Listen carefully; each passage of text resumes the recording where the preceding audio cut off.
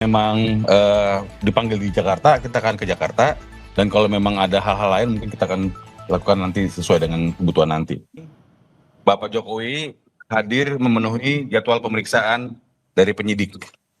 Jadi kita lihat tadi Bapak memasuki bersama dengan tim, kami juga mendampingi, dan dalam hal ini Bapak juga membawa dokumen-dokumen termasuk ijazah asli Bapak yang nanti akan diserahkan, akan disampaikan kepada penyidik, dan tergantung penyidik nanti apakah akan menggunakan dan atau melakukan penyitaan.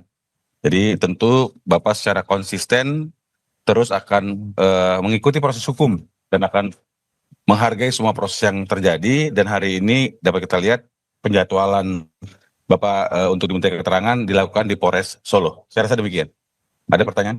Untuk ke depan pemeriksaan selanjutnya apakah akan minta disuruh juga tidak? Nah, kalau berikutnya ada pemeriksaan-pemeriksaan lebih lanjut, maka sesuai dengan situasi nanti.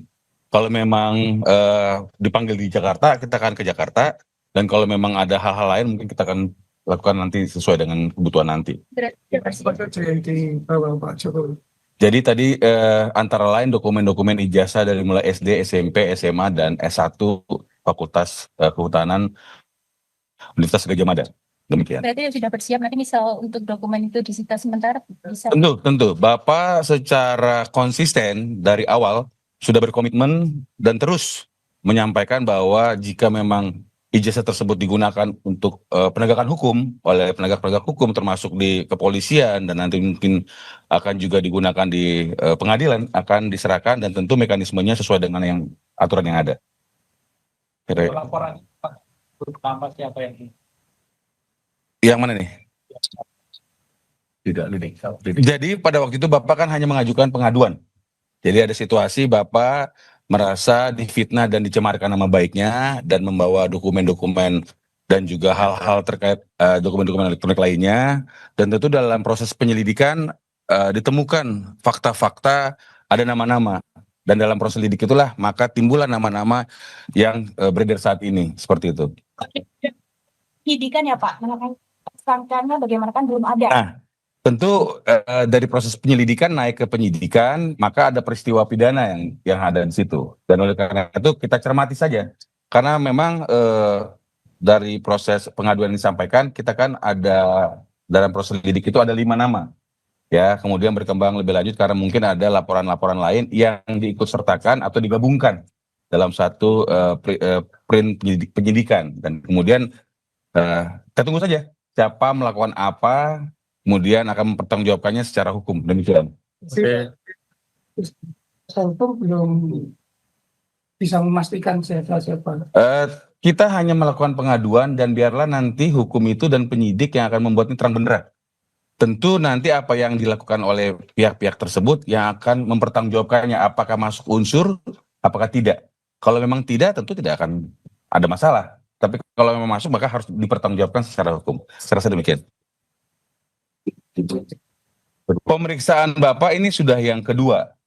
Nah, jadi pada waktu itu Bapak juga melakukan pengaduan dan membawa ijazah aslinya, dan itu pertama dilakukan di Polda Metro Jaya. Kemudian hari ini memenuhi jadwal keterangan yang akan disampaikan di Polres Solo bersama dengan para saksi lainnya. Jadi saya harus pertegas di sini karena banyak di luar sana menyampaikan hal-hal yang tidak benar. Jadi ingin kita luruskan bahwa Bapak memenuhi undangan jadwal pemeriksaan yang diagendakan dan saat ini berada di Polres Solo. Demikian. Nah, kalau itu harus pasti di hari Senin pada waktu kami mengetahui ada proses penyidikan dilakukan di Polres Solo, itu ada 8 saksi. Dan kemarin kurang 10 ya, 10. Hari ini kita kurang kopi berapa, yang pasti Bapak memberikan memenuhi jadwal pemberian keterangan ini bersama dengan saksi-saksi lain yang memang sedang dilakukan penyidikan di area Polres Solo. Kalau nggak salah hari ini 9 ya. Kalau nggak salah hari ini 9. Masuk Pak Jokowi. Ya, harapan kami semua masyarakat tenang dan semua pihak yang terus menarasikan negatif ini menghentikan. Sehingga kami juga meminta media untuk mensortir juga informasi-informasi supaya semuanya menjadi baik.